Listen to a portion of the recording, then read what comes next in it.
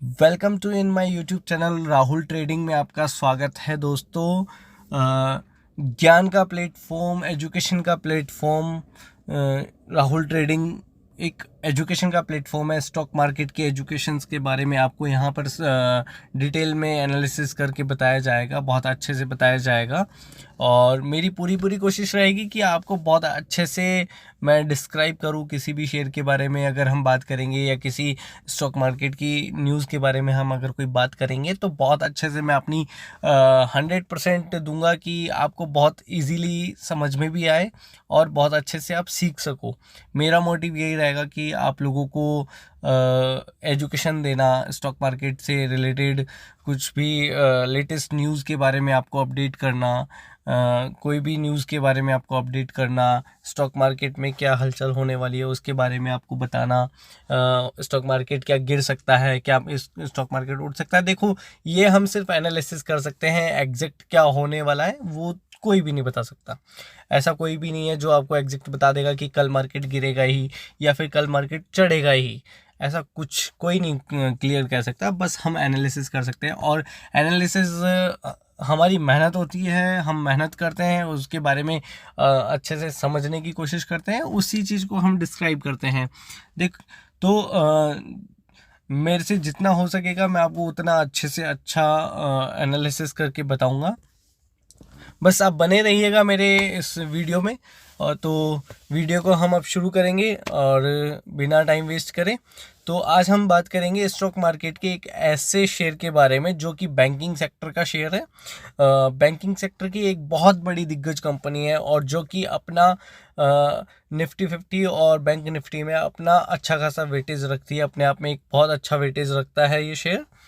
तो हम बात करने वाले हैं ऐसे शेयर के बारे में जो आपको मल्टीपल टाइम पैसा बना करके देने वाला है, जिसके बारे में हम खुल के डिटेल में एनालिसिस करेंगे और डिटेल में हम देखेंगे कि कंपनी का क्या रेवेन्यू है, क्या इनकम है, क्या प्रॉफिट है, क्या लॉस है।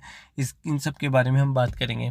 और ये एक ऐसा शेयर है जो आपको मल्टीपल टाइम पैसा बना करके देने वाला है। इस शेयर में ऊपर नीचे चलता ही रहता है। तो दोस्तों, शेयर है HDFC बैंक। इस शेयर का नाम है HDFC बैंक।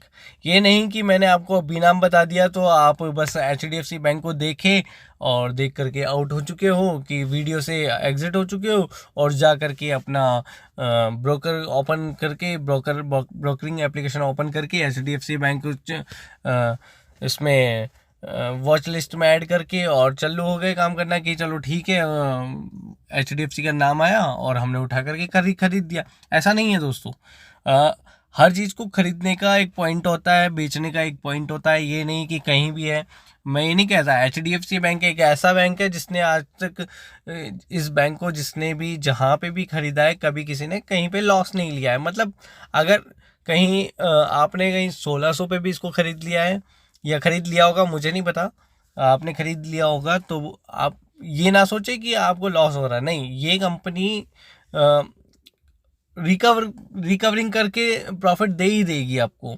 ये एक ऐसी कंपनी है, इसने कभी किसी को कहीं लॉस नहीं दिया होगा मेरे एनालिसिस के अकॉर्डिंग अगर मैं बात करता हूँ तो दोस्तों चलो देख लेते हैं इस शेयर के बारे में। कि वीडियो थोड़ा लंबा हो सकता है, प्लीज़ दोस्तों आप ये ना सोचें कि वीडियो को पूरा एंड तक देखिए। आपको बहुत अच्छा नॉलेज मिलने वाला है इस वीडियो से। तो शुरू करते हैं हम हमारी वीडियो में। HDFC बैंक देखिए, HDFC बैंक एक बहुत अच्छा बैंक है, प्राइवेट सेक्टर का बैंक है और इसने बहुत अच्छा मुनाफा दिया है, बहुत बार दिया है, बहुत टाइम दिया है। लेने वाले ने इससे बहुत अच्छा मुनाफा लिया होगा, ले रहे होंगे। और आप भी अगर आप नए हैं, स्टॉक मार्केट में नए हैं, तो आप प्लीज़ ऐसी ही कंपनियों में काम करें। शुरू में आते ही एक रिस्की टाइप शेयर्स में कभी भी काम ना करें। अगर आप एक बिगिनर हैं, आपने स्टार्ट किया है ना, तो कभी भी रिस्की टाइप शेयर्स में काम ना करें या किसी लिंक के थ्रू कोई मिल गई, आपको टिप मिल गई हो, ऐसी टिप्स ना ले प्लीज़। मेरी रिक्वेस्ट है आपसे। देखिए, मैं चाहता हूँ कि रिटेल इन्वेस्टर्स ग्रो करें।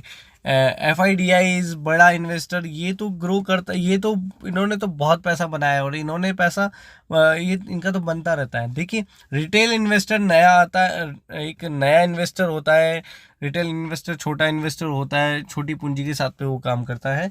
और कुछ ऐसे हैं कि जो अभी रिसेंट में ज्वाइन ही होते हैं, स्टॉक मार्केट में एंट्री लेते ही हैं और लेते ही वो रिस्की टाइप शेयर्स में काम करना स्टार्ट कर देते हैं। तो उससे क्या होता है कि उनको लॉस हो जाता है, लॉस होता है तो वो कुछ पूंजी के साथ स्टार्ट करते हैं, अपनी सेविंग के साथ में स्टार्ट करते हैं और वो सेविंग उनको लॉस में दिखने लगती है, रेड होने लगता है उनका पोर्टफोलियो। वो ग्रीन की एक उम्मीद से आए थे, ग्रीन होगा, अच्छा मुनाफा होगा, यहाँ से हम भी कमाएंगे, हर कोई उम्मीद लेकर के आता है, ऐसी बात नहीं है। तो उस अकॉर्डिंग ही उसी बेस पे हम बात करने वाले हैं कि रिटेल इन्वेस्टर, एक बिगिनर, एक जो स्टॉक मार्केट में नई शुरुआत के साथ में काम करना स्टार्ट करता है, तो वो प्लीज़ मेरी इस वीडियो को देखे और वीडियो को देख करके समझने की कोशिश करे और कुछ ऐसे शेयर्स के अंदर ही काम करे जिसमें उसको लॉस ना हो, उसका पैसा ना डूबे, उसका कैपिटल ना जाए। जो कैपिटल एटलीस्ट वो लेकर आया उसका कैपिटल सेफ रहे, और सेफ कैपिटल रहे ऐसी कंपनियां हैं जो जिसमें आपका पैसा डूबने के चांस बहुत कम होंगे, बहुत कम ना के बराबर होंगे। ये वो बड़ी कंपनियां हैं, आपको नेगेटिव दिखा सकती है बट नेगेटिव दिखाती है फिर वापस पॉजिटिव भी होती है। तो उठक पटक चलता रहेगा इन शेयर्स में, ऐसा ही काम करते हैं ये शेयर्स। तो बात कर लेते हैं इस शेयर के बारे में। हम देख लेते हैं रेवेन्यू, इस शेयर का रेवेन्यू देख लेते हैं। तो दोस्तों रेवेन्यू देखते हैं हम इस कंपनी का। तो देखिए फाइनेंशियल ईयर 2018 के अंदर इस कंपनी का टोटल रेवेन्यू था 1,01,344 करोड़, और 2019 में इसका रेवेन्यू बढ़ कर के 1,24,107 करोड़, फिर बढ़ के 2020 के अंदर 1,47,068 करोड़, फिर 2021 में 1,55,885 करोड़, 2022 के अंदर 1,67,695 करोड़, और 2023 में 2,04,666 करोड़। और अभी तक कंपनी का इस क्वार्टर एंड तक इसका रेवेन्यू है 3,40,762 करोड़। फाइनल जब 2023 का क्वार्टर एंड हो चुका होगा उसके बाद में इसका ये फाइनल रेवेन्यू स्क्रीन पर आ जाएगा, तो सामने आ जाएगा। तो अब देखिए कि कंपनी का रेवेन्यू कितना अच्छा है, कंपनी ईयर ऑन ईयर अपने रेवेन्यू में कितना ग्रो कर रही है, कितनी ग्रोथ कर रही है। बहुत अच्छे तरीके से इस कंपनी का रेवेन्यू में ग्रोथ हुआ है।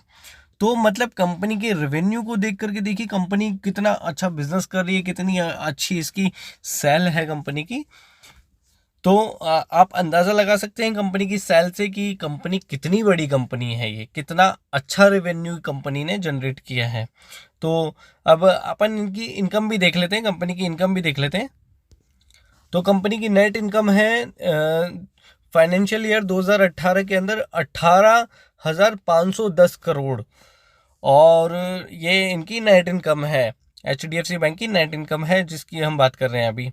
2019 के अंदर 22,332 करोड़ की है, 2020 में 27,253 करोड़ की है, 2021 के अंदर 31,833 करोड़ की है, और 2022 के अंदर 38,052 करोड़, 2023 के अंदर 45,997 करोड़, और टिल द मंथ TTM का मतलब होता है टिल द मंथ। ओके, तो आप TTM ये मतलब कंफ्यूज ना होइए कि TTM व्हाट इज TTM है 2023 के एंड ऑफ क्वार्टर की मतलब अभी तक का जो भी मंथ है उस तक का रेवेन्यू है ये।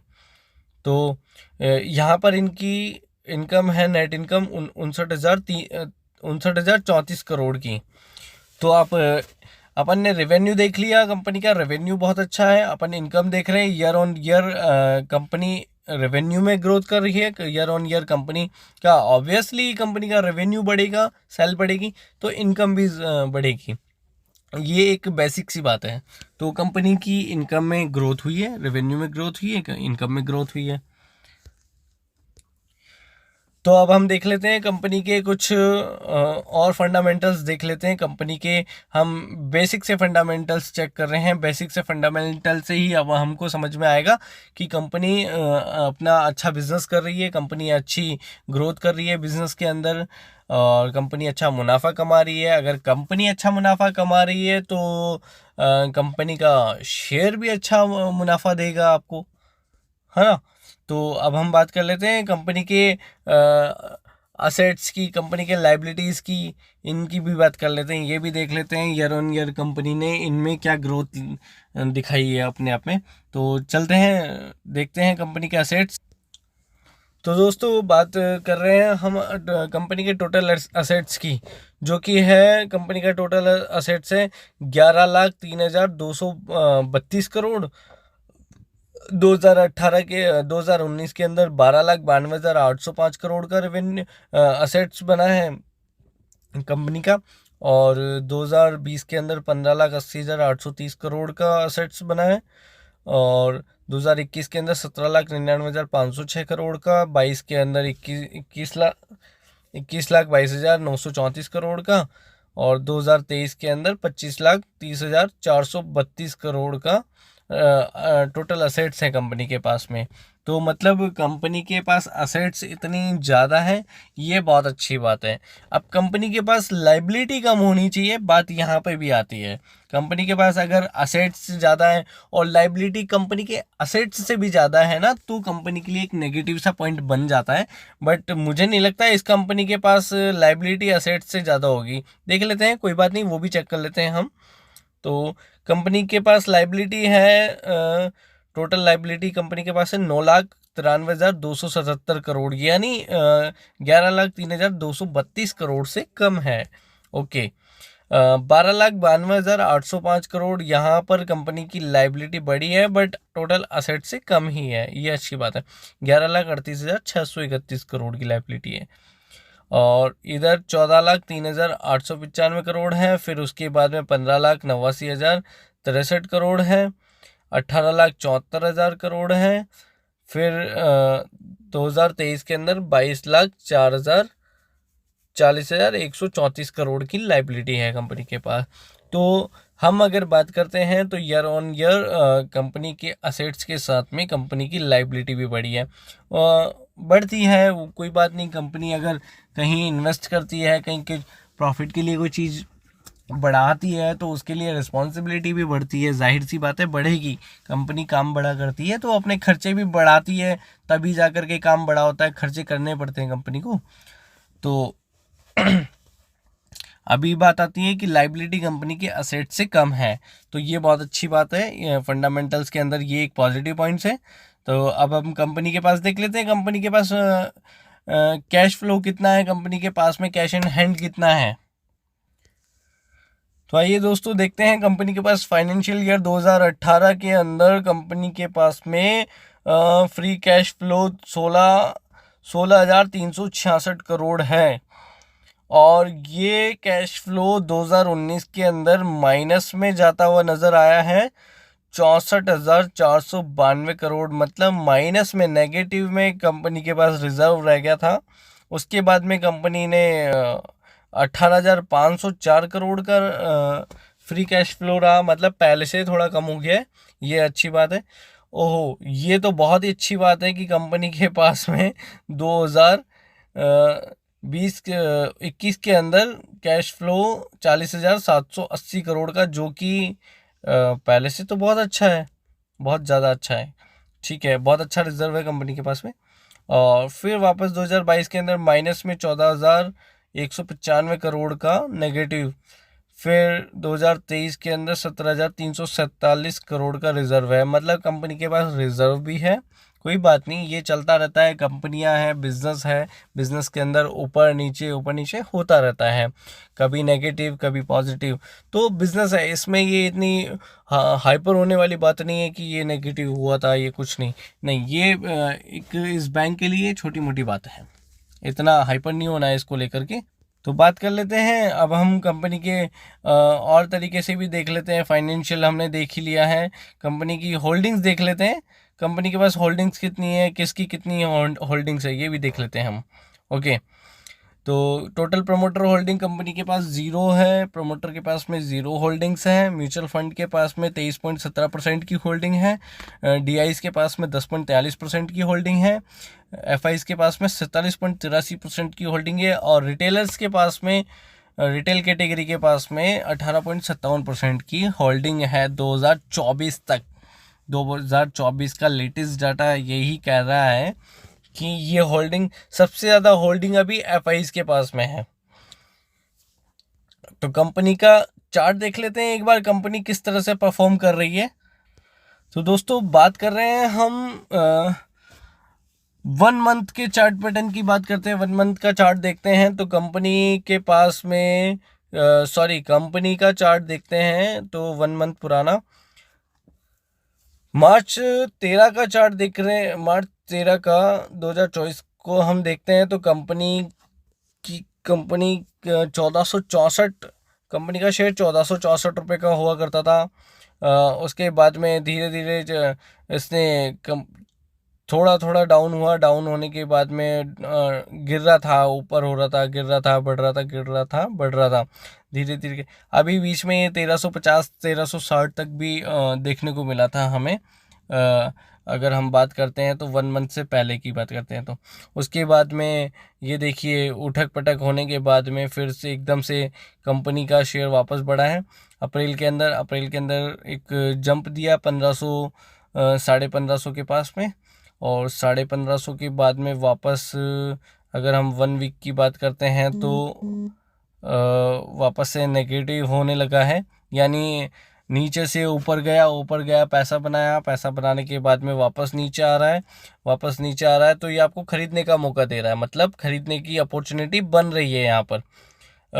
ये मेरी यहाँ पे कोई रिकमेंडेशन नहीं है कि आप मेरे रिकमेंडेशन से खरीदिए। ये वीडियो सिर्फ और सिर्फ एजुकेशनल पर्पस से है, आपको सिर्फ समझाने के लिए, बताने के लिए। यहाँ कोई सलाह नहीं दी जा रही है कि आप यहाँ खरीदिए। आप खुद अपने अकॉर्डिंग, अपने अनुसार फंडामेंटल्स चेक करिए, जैसे कि मैं देख रहा हूँ। अच्छे से डीपली आप उसके बारे में जानिए, समझिए उस शेयर के बारे में, वो कैसे काम कर रहा है, कैसे आपको उसमें काम करना है। आप अपनी वेल्थ के अकॉर्डिंग, मैनेजमेंट के अकॉर्डिंग काम करिएगा, ठीक है। यहाँ कोई रिकमेंडेशन नहीं है, बस खाली नॉलेज के पर्पज़ से आपको बताया जा रहा है कि ये शेयर आने वाले टाइम में मल्टीपल पैसा आपको बना करके देगा, उठक पटक करके। बस इस तरह से आप देख लीजिएगा कि आपका पैसा बन सकता है, आने वाले टाइम में पैसा बना करके देगा। तो देखिए वापस से अपॉर्चुनिटी दी इसने, नीचे गिरने के बाद में फिर ऊपर जा रहा है, फिर नीचे आ रहा है। तो इस तरह से ये 1 मंथ का चार्ट देखेंगे, 1 ईयर का चार्ट देखेंगे तो उठक पटक यहाँ पे देखो, ऊपर फिर नीचे, फिर गिरावट दिखा दी कंपनी ने।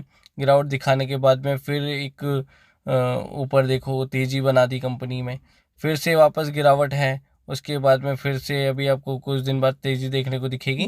तो वापस ये शेयर आपको 1700, 1750 के, 1800 के आसपास आपको काम करते हुए दिखेगा।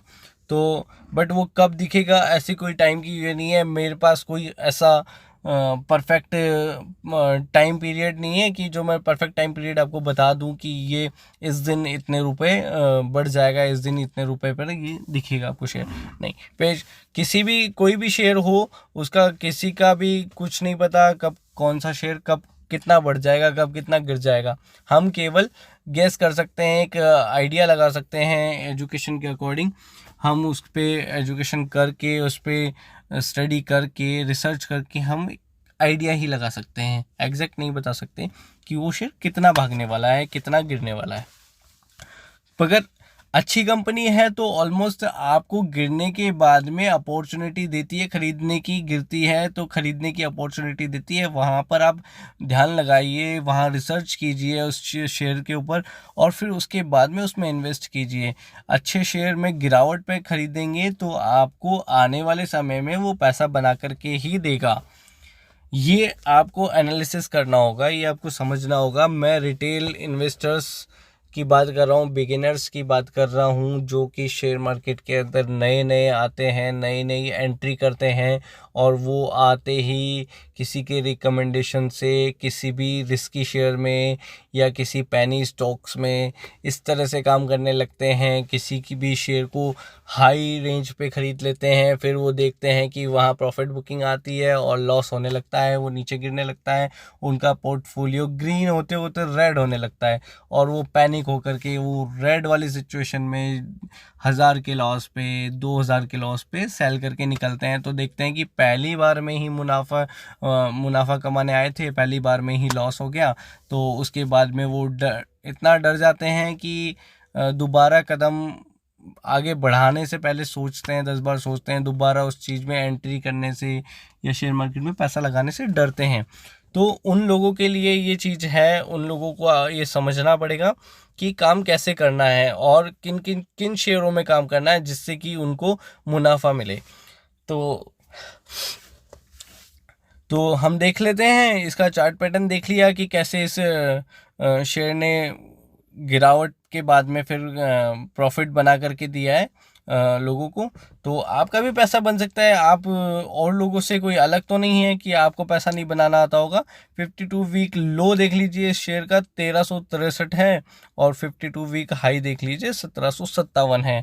यही मैं आपको समझाना चाह रहा हूँ कि अगर शेयर ऐसा अच्छे शेयर अगर गिरावट पे मिल रहा है तो लेने में ना सोचें प्लीज़, और फिर भी अपनी रिसर्च कर लें। मैं भी यहाँ आपको रिकमेंडेशन नहीं दूंगा कि आप मेरी रिकमेंडेशन से ख़रीद लीजिए, या आप अगर देखो फॉलो करते हैं तो यहाँ गारंटी वाला कोई काम नहीं है कि ये शेयर अभी यहाँ से और नहीं गिर सकता है। ये 1500 वापस से आया है तो 1500 के पास में ये यहाँ से 1450, 1400 या 1300 भी बना सकता है लो अपना, ऐसी बात नहीं है। तो आपको अपने अनुसार काम करना है और काम ऐसा नहीं करना है कि आपके पास 10,000 है तो 10 के 10,000 आपने इस शेयर में लगा दिए। नहीं, आपके पास 10,000 है तो उसको 4 टुकड़ों में 3 टुकड़ों में डिवाइड कर करके पैसा लगाएं। अगर कुछ शेयर यहाँ खरीद लें, कुछ शेयर थोड़ा गिर जाए फिर खरीद लें, कुछ शेयर फिर उसके बाद में और अगर गिरावट बनाता है तब खरीद लें। इस तरह से बनाएंगे तो आपका एवरेज भी कम होगा और उसके बाद में आपको जब वो बढ़ेगा तो मुनाफा भी अच्छा देगा।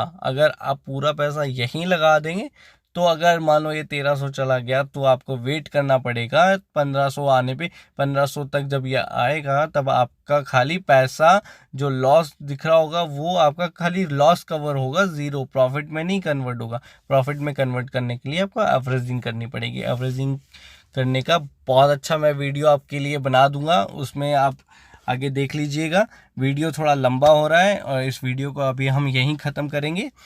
आज बात कर रहे हैं HDFC बैंक के बारे में। अब मैं आपके लिए एक एवरेजिंग वाला वीडियो भी बना दूंगा। जो बिगिनर्स हैं वो एवरेजिंग कैसे करें, किस तरह से करें, किस तरह के शेयर में किस तरह से मनी मैनेजमेंट करके और अपनी वेल्थ को बढ़ाएंगे। ठीक है, तो वीडियो को आज हम यहीं एंड करते हैं। वीडियो अच्छा लगा हो तो लाइक शेयर कमेंट कर दीजिएगा प्लीज़ दोस्तों। सपोर्ट करिए। Thank you.